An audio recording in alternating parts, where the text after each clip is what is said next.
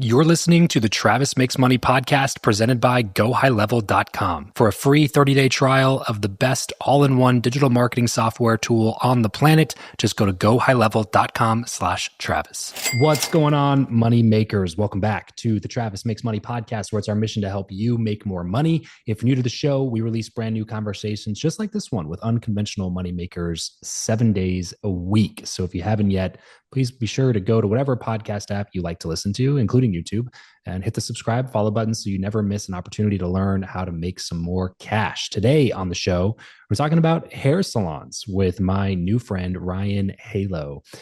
Over her 19 plus year career, she's founded, advised, and grown multiple companies from startup to scale with specialty industries, including retail, med spa, regenerative wellness, nail, and hair salons. Her first company, Salon Halo, went from existing business takeover, struggling to make payroll, to a multi-site, multi-million dollar business that's received numerous awards and publication features. Salon Halo is consistently recognized as a top 200 salon in North America and leads the market in all standard industry key performance indicators. And now Ryann is doing a lot of this stuff. She's starting to create some more content, do some more consulting, and help other people do what she's done as well. She's also a strategic partner of the multi-location restaurant PJ's Brick Oven Pizza. So she's got a really strong foundation in the kind of brick and mortar space and is now moving that more into the online world as well. So I'm sure there's plenty of stuff for us to get into today. Ryann, thank you so much for taking the time to join me on the show. So happy to be here, Travis. Let's dive in with a pretty simple question here. How did you make your first dollar ever? Take me all the way back. Oh, I have always been a hustler. Something told me that might have been the case. Yeah. I remember very vividly in fourth grade, they had the world's finest chocolate. If anyone Yeah. remembers that. I don't even know what we were raising funds for, but the task was set, and I decided to go door to door with my box of chocolates in the Florida heat, but it Yeah, of held up. course. And I remember how easy it was when I would knock on a door and offer this value that people were so receptive and even to pay me extra. So the dollar that I made that I was able to put in my pocket was a lovely older couple that were they found me so endearing, I guess, that they gave me $2 for the $1 chocolate. And I Nice. really think that was when the light bulb went off that there's something here. So yeah, I got to make money, raise money, and have fun, and it was really on from there. I've sold everything from like knockoff purses, jerseys to, bigger, better things. Yeah. So tell me how you made your most recent dollar then. The way that I really look to grow value for myself these days is by adding value to others. And is this So through consulting on companies now, or is this through running the salons? I have multiple streams of income, and the one thing that keeps coming back, pulls me back is adding value. It started with me going from being a hairstylist, producing services, making customers happy, to then having employees and realizing, oh man, I really have to make these people successful. And I've had my hair salon company for 14 years, and all the money that I've invested into growing those people and growing those infrastructures and the leadership and the organizational flow, that's one of my biggest revenue sources right now. Consulting for other companies, that kind of thing. Yeah. Yeah. So tell me, bridge the gap between making some money doing, hustling chocolate bars and knockoff purses to opening your first salon. So what did you end up going to college? Were you going to school for business or entrepreneurship, or what was the path?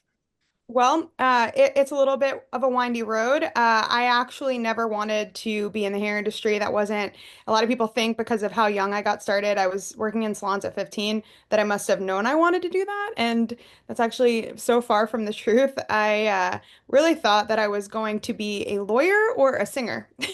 Lawyer or a singer? Those are wildly opposed to each other. So obviously that didn't end up working out, or you ended up just pursuing the salon thing because it's what you had competence in. So I was on track. I was in gifted honors programs, very studious, but also had that artistic side, which, that contrast will tell you a lot about me. I have this duality of logic and emotion that I think has been my secret sauce, to be honest, in business. But I had some really crazy, tragic things take place from about age 11 to age 15.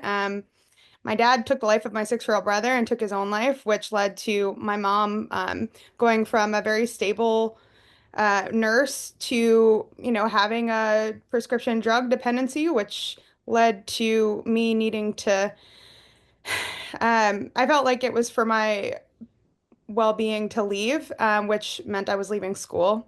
And that was a really low moment for me as somebody who was raised to believe that college was my path to success.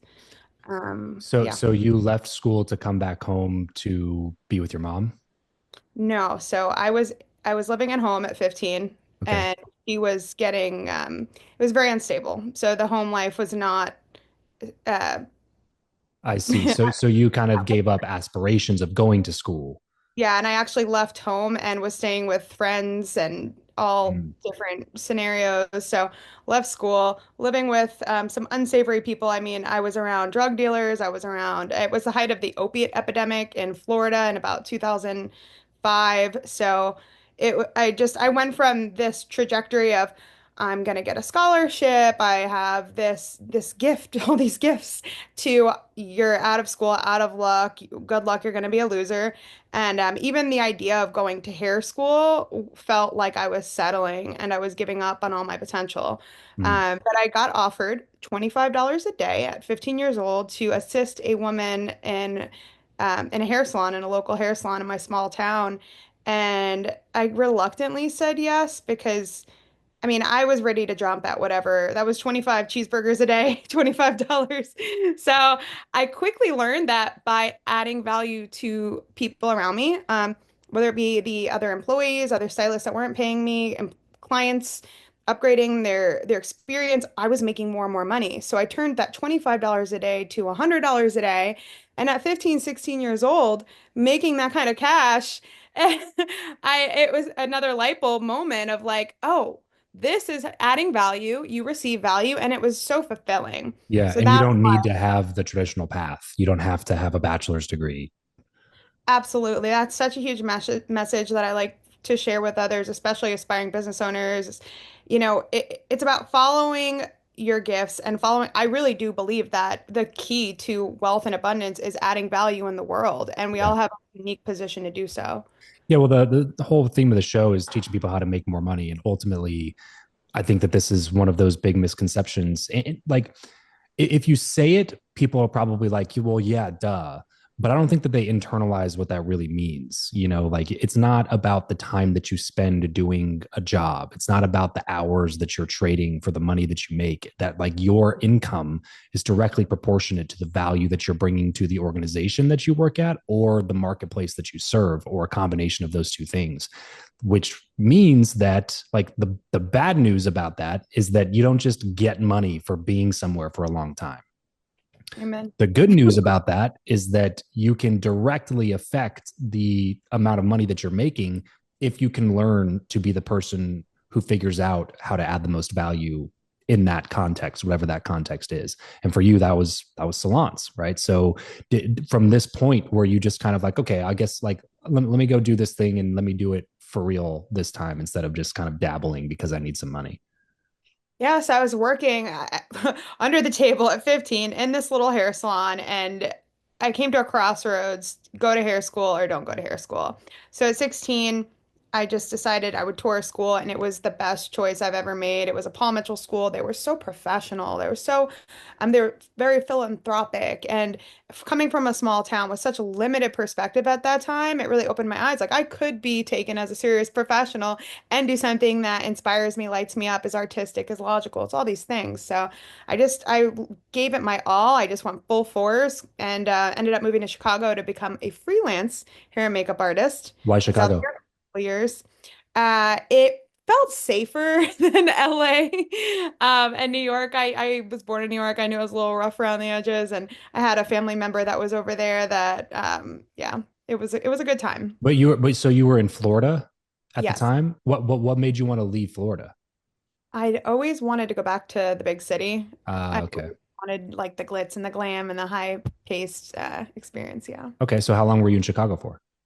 I was there for about 2 years, and I remember very vividly again that it was another crossroads. I was about to turn 21, and I had been having my fun. I had like a fake ID, and I always find a way. So I was doing some modeling. I was doing a lot of editorial, like freelance hair and makeup work, some serving, and just living it up. I was on a 15th floor looking at the water apartment and just like, man, I made it. I'm about to be 21. And then I get a phone call, and it was someone from my hometown, my small hometown. It's not Tampa, it's like a suburb of Tampa. And the offer was to take over a hair salon that was going out of business that a family member of mine owned. Oh, wow. Yeah. So my first reaction was, heck no. That No. sounds terrible. Thank you, though. And then I sat on it for a second, and I just did not want to wonder what if. I could always go back to Chicago, but I could not always start my own company on my 21st birthday. That's exactly it. That was one of the biggest pieces of advice that I got from somebody pretty early on. I think I was maybe 23, 24, and I was looking at like potentially getting this, more secure job thing or like going after this other thing that I wanted to do. And this person told me that they're like, that's safe. The safe option will always be an option. You can always opt for that. You're a good sales guy. You can always have this quote unquote safe sales job, like that will never go away. You can do that whenever you want. The ability to chase something that you really want to do and potentially turn it into something big, that opportunity may not always be on the table. So do that one instead, and that one piece of advice seemed like you internalized that, thought through it yourself, which is another thing. Money loves people who are open to opportunity. So don't be so closed off to everything. Like really sit and do a cost benefit analysis, weigh the options, look at what you got going on rather than just immediately shutting it down because I got to go back to my hometown. I got to go back into this like toxic situation that I was in before. That doesn't seem like a good idea. It's like, okay, well, maybe at first it wasn't, but when you start thinking through it, it ended up being the path that you took, which has set you up for a stellar career in that space. Yeah, you said it perfectly. And don't get me wrong, the first maybe 5 years were bumpy, Mm. like so rough. I So you didn't just want took to over go. the business. Like there was no, they didn't ask for cash or equity or I anything like that. had $10,000 from my dad passing away in Florida prepaid college that I was not going to be using, and my grandma offered to go in 50-50 and put in the other 10. My blind grandma, who's never worked. Um, and we Shout were out to grandma. duo, quite a duo. My 10th grade education, her interesting perspective on how things should be. And it was a salon with no clients, no employees. It had gone under for personal reasons due to the owner having a hard time. So yeah, it was rough. And I knew how to be great at hair, but I did not know what went on behind the scenes and running a business. Yeah, So they're wildly different things. This is kind of speaks to a broader problem for a lot of practitioners. It's people who are really good at doing something, whether it's doing hair or fixing toilets or whatever it is. Like you have a technical skill, and that's great and again valuable to the marketplace. However, that is not the only thing that's required to run a successful business, which is something that you learned pretty quickly. absolutely. And I want to encourage anybody who maybe they feel like they made the wrong choice, but when you're still in those early stages, like if they had a similar position and I could have been like, man, I'm hitting all these walls. I'm just gonna pack it up and go back to Chicago. But I had once I put my mind to it, I was gonna make it successful.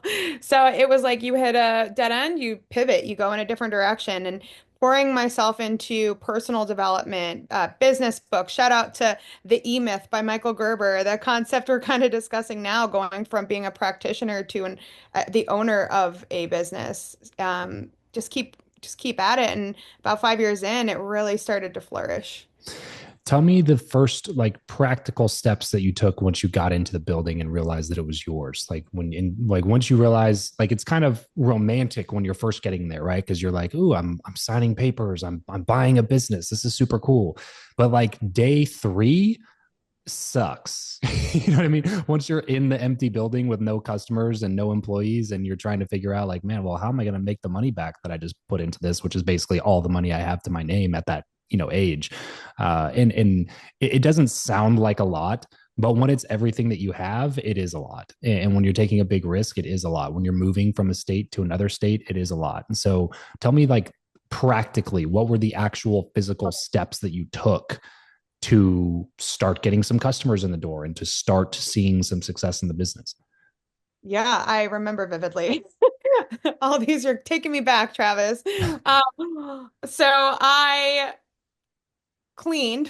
First of all, I just deep cleaned and just kept it immaculate. So any free time I had, I was looking around. I had like a Q-tip in the light sockets, like that level of cleanliness. So that helped me feel refreshed, renewed, ownership. Uh, in fact, then it was MySpace, I think. It was MySpace. I was posting specials on MySpace. Nice. I had flyers printed out and I didn't have a car. So I was walking on foot to all of the local businesses and giving them flyers and speaking with them about the services I offered and what I'd come back with from Chicago and all these, this elevated luxury I was bringing to town. I spent other free time watching videos on my software system about how to track performance, how to quantify, if you actually were doing well outside of Mm. just people like the hair you were doing. So it was a combination of marketing every which way I could, whether I was at the grocery store, I was giving out cards.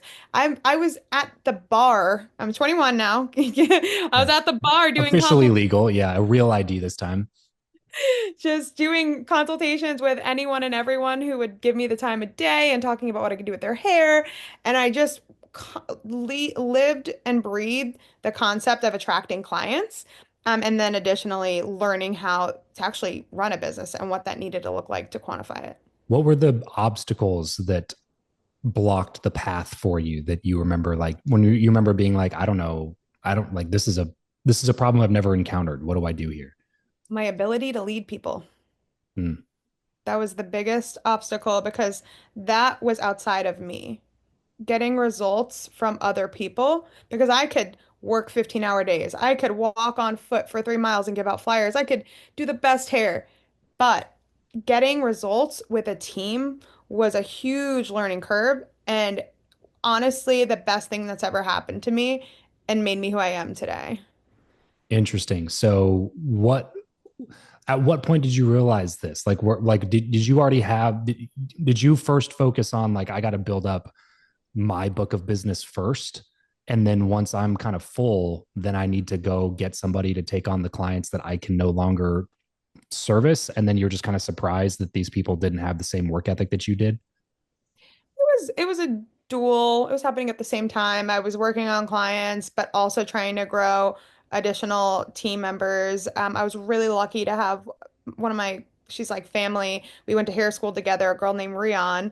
She moved back to town, so she joined the team. And then when we hit about 3, 4 people is when it started getting bumpy. Like my cousin worked for me and different, it got challenging because I didn't know what my blind spots were in my communication style, in Mhm. my ability to, there's so many things. Like I'm a nerd for leadership principles now. Like I'm a John Maxwell certified coach, and I've read, so many of the top leadership books. And what I learned is that that same thing I said earlier is it's about helping other people reach their versions of success, not my goal for you or my requirement for you, or, commanding versus getting people to buy in and feel inspired and offering them something more than they can offer themselves. Yeah, well, that's the only way to end up growing the business is to get it out of your own hands. Tell me if you can remember like revenue numbers or anything like that from those first 5 years. Definitely under 1 million. Couple 100,000 probably a year. Were you taking anything home at this point, or were you just kind of like, how do I live as meagerly as possible so I can invest every dollar back into the business? I would pay myself the same rate as an employee would make, but then find myself often putting some of that money into growing like our retail. Retail is the most profitable category for a hair salon, for instance. A lot of people don't know that service can actually lose you money, but you make it up on the retail. So I was kind of crossing over and reinvesting, but yeah, I did set that boundary up front. Retail, as in like putting products in the shop, like Correct. hair Products on products. shelves, yeah, candles, different things. Oh, really? Okay, so that was actually became one of the bigger profit centers is the retail portion rather than just the hair. Yeah, that's standard in the industry. Okay. Hair services are not super profitable. Did you know that at the time? No, I had no idea. I had no Okay. idea until I started doing it. And then I started realizing and learning. But when I got into a salon, that right off the bat, like I had no idea what profit margin was expected to be for a hair salon. Sure. No idea. But I just Sure. signed up anyway. What can somebody, if somebody's listening, they're like, this is a path that I really want to take. What can somebody realistically expect to make on average, assuming that they're willing to put in the work that's required? Obviously, that's kind of like barrier to entry here. But what type of income can somebody make, let's say, with one hair salon? It it's so variable. I will say that there's multiple models within the hair salon sector. And this is the way I run mine is very different from I've created my whole own structure. Like we have leadership, bars and all this, but in a service-based business, whether it be a restaurant or hair salons typically profit around 5, maybe 10% Oh total revenue. wow. Yeah. You can grow if you are so tight on your systems and you are extremely measured, which I can talk a little more about systems, it's up to 15, maybe 20%. That's the Okay. top of the industry. And it's actually similar for the restaurants. It's similar for a lot of service-based businesses with a high percentage of payroll. Yeah, As, and a lot of competition. There's a lot of options that people can go to get their hair done, or there's a lot of options that people can go to eat food. Like you can't just be like, well, we're just going to raise our prices by 400%. It's like, hey, okay, but then that person's probably just going to go down the street and get their hair done by that person. No. I would say the bigger barrier is paying the staff. That's the bigger barrier to profit. And then your ability to manage your staff's attention to how, wasting product, charging clients correctly. Honestly, clients are not the problem. We get hundreds of new clients a month. It's about training a team. The team is the biggest asset. The team is the biggest value. And if you invest into your people versus if you don't, and that's why I always like to say there's different paths you can take in the hair industry. It does get a little complicated. So that hit me up if you really actually want to know more about salons, hit me up because that is nuanced. But there's employee-based models, there's rental-based models. They're all going to be a little bit different. So I just don't want to do a disservice by giving specific information that it's complicated. Yeah, sure. No, and it's going to be nuanced for everybody listening. But I like to give people like just a good understanding of what you're getting into. Yeah. Like you hear people online, brag about numbers, but it's almost always their top line revenue. It's almost Mhm. never their actual profit. So when you hear people, that's why I like to work with people and like get clear on what you need, like what you want. What's the type of lifestyle that you want to live? How many hours are you working? How much money do you really need to live the life that you want to be able to live? And then double it or increase it by at least 50% because there's always things that life is going to throw your way that you aren't factoring into that initial dollar amount. But that's why I say to do this, because if you're thinking like, man, all I got to do is, make $300,000 a year. And it's like, okay, but $300,000 a year at even 20% profit is still only 60 grand, so you probably need to be shooting for more like 600,000. But then once you cross that threshold from 300,000 to 600,000, it probably means that you're doing less of the work and your profit margin is actually going to shrink while you scale, which means that 600,000 might only bring in that 60,000 still, which means you really should be shooting for like 1.2 million so that you know what I mean? Like the numbers, like you need to do the work at the beginning to have clarity around what you want or else you can put yourself in a position to be what I tell people is like climbing the wrong mountain. The worst case scenario to me in a lot of these fields and ventures is that you work your at like everything is going to require a lot of work if you want to have any sort of outsized success or outsized result. So if you put in work to go climb this mountain, and then you get to the top of the mountain and you realize, like, man, I didn't even want to be on the top of this mountain. I actually wanted to be on the top of that mountain. Well, now it's going to take even more work to climb all the way back down that mountain, go find the other mountain you wanted to climb and start climbing that one. So if you don't ever take the time to gain some clarity along the way that this is what I really want and this is how I want it to be set up, you can find yourself chasing something that's never going to give you the life that you want to be living anyway. I couldn't agree more. And I never thought owning a salon would look like the life I have right now. And that's when I speak at schools and things like that sometimes, and I say, don't pick the title that sounds good. Don't pick the idea, oh, I want to own a business or I want to be a lawyer. You want to look at how those people are spending their days before you decide what success is to you. And if you don't love managing and growing people, don't have a commission hair salon. Yeah. And whatever that version of that is to you. But Yeah. And there's always going to be things that you don't want to do in everything that you do. Meaning that like there's no version of like, well, I'm just chasing my passion, and you love what you do, you never work a day in your life type of a thing. And it's like, yes, but there will always be things about it that are not going to be enjoyable. There's always going to be pain that you're going to have to endure to get to that future version. That's why I say you have to have clarity around what that future version is, because the work that's required is going to be the same regardless of if you're working on solving this problem or solving that problem.